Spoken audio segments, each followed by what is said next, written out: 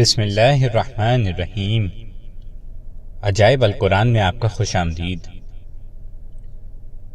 حضرت یونس علیہ السلام کو اللہ تعالی نے شہر نینوا کے باشندوں کی ہدایت کے لیے رسول بنا کر بھیجا۔ یہاں کے لوگ بت پرستی کرتے تھے اور کفر و شرک وغیرہ بڑے بڑے گناہوں میں مبتلا تھے۔ حضرت یونس علیہ السلام نے ان لوگوں کو ایمان لانے اور بت پرستی چھوڑنے کا حکم دیا، مگر ان لوگوں نے سرکشی کی اور اللہ کے رسول کو جھٹلا دیا اور ایمان لانے سے صاف انکار کر دیا۔ حضرت یونس علیہ السلام نے انہیں خبر دی کہ تم لوگوں پر عنقریب عذاب آنے والا ہے۔ رات کے پہر حضرت یونس علیہ السلام شہر سے باہر تشریف لے گئے اور صبح ہوتے ہی عذاب کے آثار نظر آنے لگے۔ چاروں طرف سے کالی بدلیاں نمودار ہو گئیں اور ہر طرف سے دھواں اٹھا۔ یہ منظر دیکھ کر شہر کے باشندوں کو یقین ہو گیا کہ اب یقیناً عذاب آنے والا ہے۔ لوگوں کو حضرت یونس علیہ السلام کی تلاش و جستجو ہوئی، مگر وہ دور دور تک کہیں نظر نہیں آئے۔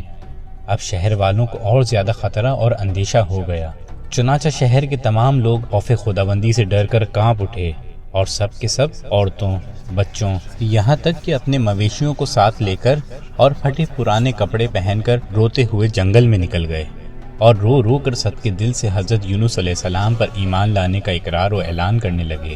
شوہر بیوی سے اور مائیں بچوں سے الگ ہو کر سب کے سب توبہ و استغفار میں مشغول ہو گئے اور دربار باری میں گڑ گڑا کر یہ گریہ وزاری شروع کر دی۔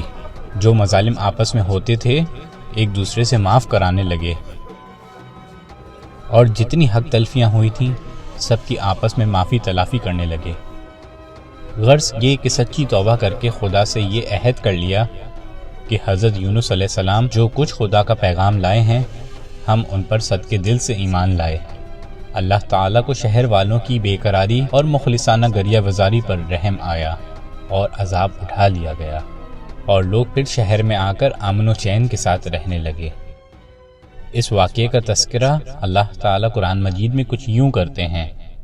ترجمہ: تو ہوئی ہوگی نہ کوئی بستی کے ایمان لاتی تو اس کا ایمان کام آتا، ہاں یونس کی قوم جب وہ ایمان لائے تو ہم نے ان سے رسوائی کا عذاب دنیا کی زندگی میں ہٹا دیا اور ایک وقت تک انہیں فائدہ اٹھانے کا موقع دے دیا۔ مطلب یہ ہے کہ جب کسی قوم پر عذاب آ جاتا ہے تو عذاب آ جانے کے بعد ایمان لانا مفید نہیں ہوتا، مگر حضرت یونس علیہ السلام کی قوم پر عذاب کی بدلیاں آ جانے کے بعد جب وہ لوگ ایمان لائے تو ان سے عذاب اٹھا لیا گیا۔ اور ادھر دوسری طرف حضرت یونس علیہ السلام ایک کشتی میں سوار ہو گئے۔ یہ کشتی جب بیچ سمندر میں پہنچی تو کھڑی ہو گئی۔ وہاں کے لوگوں کا یہ عقیدہ تھا کہ وہی کشتی سمندر میں کھڑی ہو جایا کرتی ہے جس کشتی میں کوئی بھاگا ہوا غلام سوار ہو جاتا ہے۔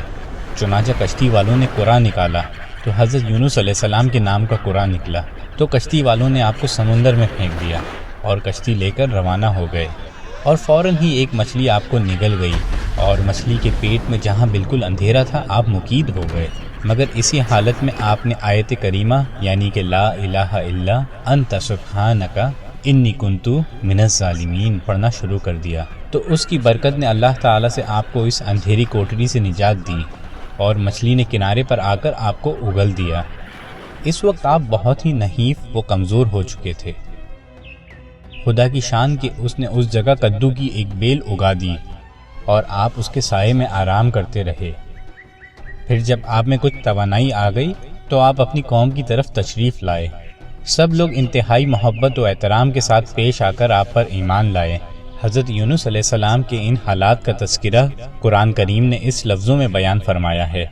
ترجمہ: اور بے شک یونس پیغمبروں میں سے ہیں، جبکہ وہ بھری کشتی کی طرف نکل گئے تو قرعہ ڈالا تو وہ دریا میں دھکیل دیے گئے، پھر انہیں مچھلی نے نگل لیا اور وہ اپنے آپ کو ملامت کرتے تھے، تو اگر وہ تسبیح کرنے والے نہ ہوتے تو ضرور اس کے پیٹ میں رہتے جس دن تک لوگ اٹھائے جائیں گے۔ پھر ہم نے انہیں میدان میں ڈال دیا اور وہ بیمار تھے اور ہم نے اس پر کدو کا پیڑ اگایا اور ہم نے ان کو 1,00,000 آدمیوں کی طرف بلکہ کچھ زیادہ کی طرف بھیجا تو وہ ایمان لائے، پھر ہم نے انہیں ایک وقت تک فائدہ اٹھانے کا موقع دیا۔